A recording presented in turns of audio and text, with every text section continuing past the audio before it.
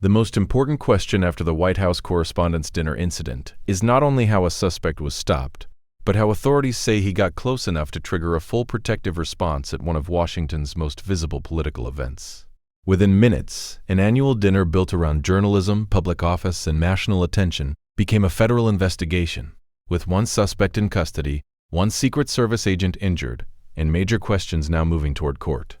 On April 25, 2026, at the Washington Hilton in Washington, D.C., President Donald Trump was attending the White House Correspondents Association dinner with First Lady Melania Trump, Vice President JD Vance, cabinet members, journalists, and invited guests.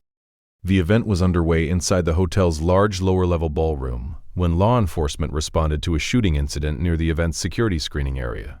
If you follow public record crime cases and court updates, subscribe, like this video, and share it to support careful, verified coverage. The first official framework came from the U.S.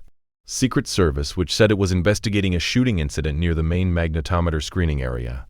The agency said the president, First Lady, and other protectees were safe, and that one person was in custody. At that early point, officials had not publicly confirmed a motive, the suspect's intended target, or every detail of the sequence.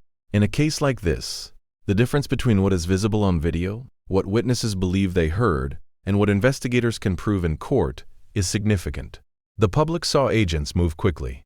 Witnesses described a sudden disturbance, but the official timeline still has to be built through evidence, interviews, security footage, recovered items, and charging documents. Authorities later identified the suspect as Cole Tomas Allen, 31, of Torrance, California. According to reporting based on law enforcement officials, Allen was taken into custody at the scene after the confrontation near the ballroom area. He has been described in public reporting as a Los Angeles area resident with a background in mechanical engineering, computer science, tutoring, and independent game development. Caltech confirmed to Reuters that a person with his name graduated in 2017, but authorities have not publicly said those background details explain the incident. That is one of the key open points.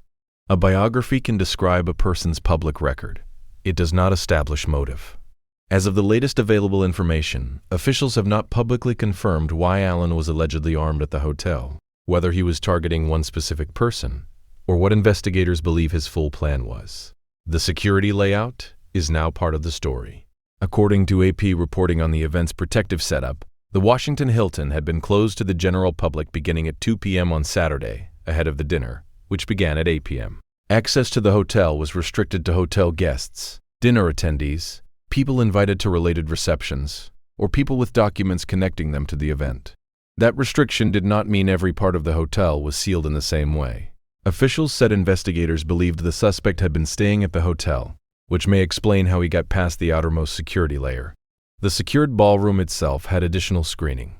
Guests entering the dinner had to show tickets and pass-through checks that included magnetometers staffed by the Secret Service and the Transportation Security Administration.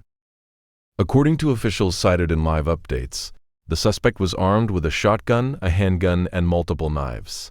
At approximately 8:36 p.m. Eastern Time, Washington, D.C., Interim Police Chief Jeffrey Carroll said the suspect charged a U.S. Secret Service checkpoint at the Hilton and exchanged gunfire with law enforcement.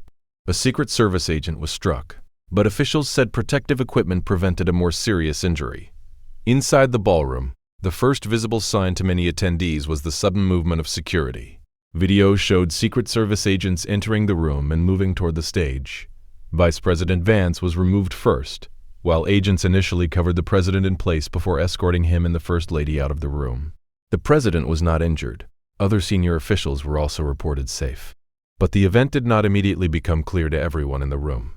Guests heard noise, saw agents move, and began taking cover as law enforcement secured the area. In any major protective event, that kind of confusion can last longer than the incident itself, because attendees are reacting to fragments of information while security teams are trying to separate threat from rumor in real time. Officials said the suspect was tackled and taken into custody. AP reported that he was not injured by gunfire and was evaluated at a hospital. Investigators also began reviewing evidence from the scene, including a long gun and shell casings, according to comments attributed to FBI Director Kash Patel. The case then moved from a security emergency into a criminal investigation. U.S. Attorney Janine Pirro said the suspect would face charges including 2 counts of using a firearm during a crime of violence and 1 count of assault on a federal officer using a dangerous weapon. AP reported that Allen was expected in court Monday. Those are allegations. Cole Tomas Allen is presumed innocent unless and until proven guilty in a court of law. The Secret Service later defended the response. Director Sean Curran said agents performed admirably and that the incident showed the agency's multi-layered protective system working. Deputy Director Matthew Quinn also issued a statement saying the suspect had been stopped at first contact and that multiple protective measures remained beyond the checkpoint. But the incident still raises serious procedural questions. AP reported that the suspect appeared to have gotten past the outermost layer of security because he was a guest at the hotel. The ballroom had additional screening and protective layers, but the hotel itself has long been a complicated venue because it remains a major public and guest access property, even when national political events are underway. The Washington Hilton also carries a major security history. In 1981, President Ronald Reagan was shot outside the same hotel after a speaking engagement.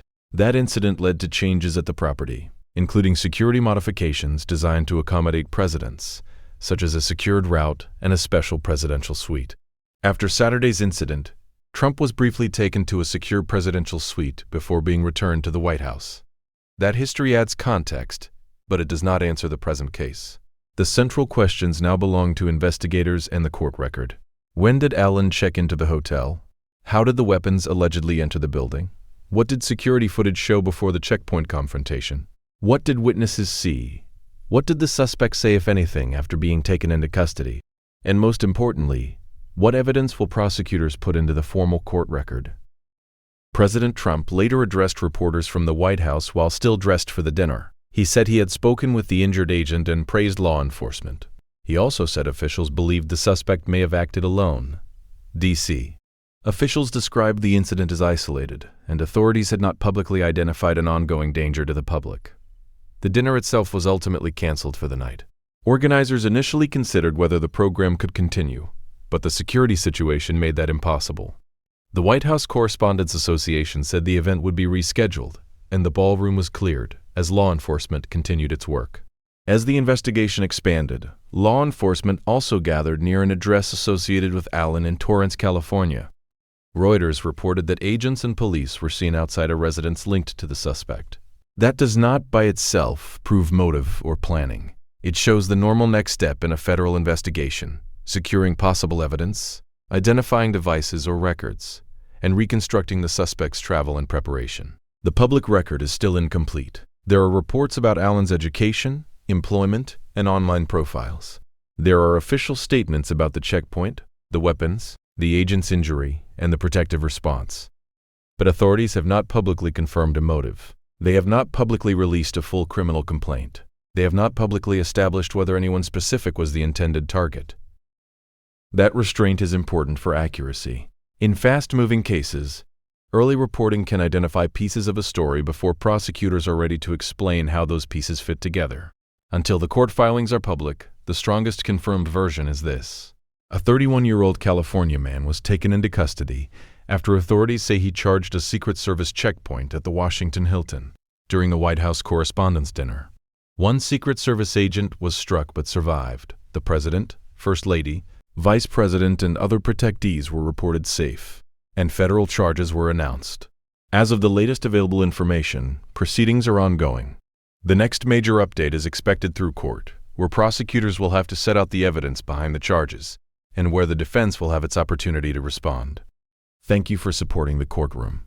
We will keep the focus on verified facts, the legal timeline, and what the public record actually shows.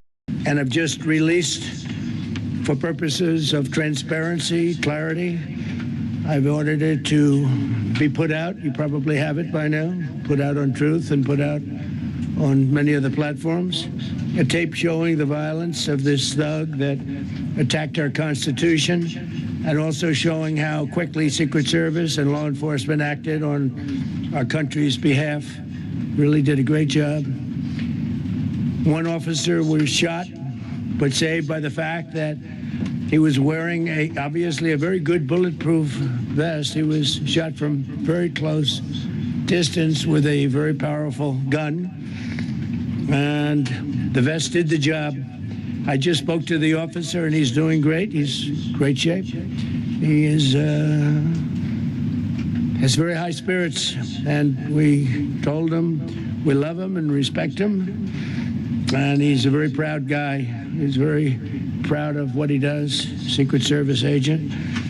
And we looked at all of the conditions that took place tonight, and I will say, you know, it's not a particularly secure building, and I didn't want to say this, but this is why we have to have all of the attributes of what we're planning at the White House. It's actually a larger room, and it's much more secure. It's drone-proof, it's bulletproof glass. We need the ballroom. That's why Secret Service, that's why the military are demanding it.